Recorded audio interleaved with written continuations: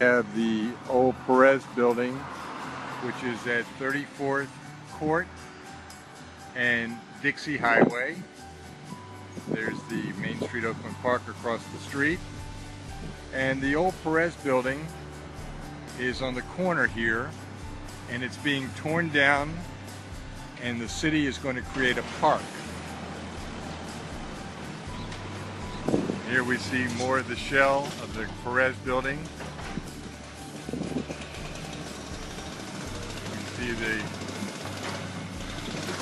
tractor bringing down more of the building, making room for the Oakland Park, City Park at 34th Court and Northeast. Here we have another look at the building, and we can see that the building is now being demoed.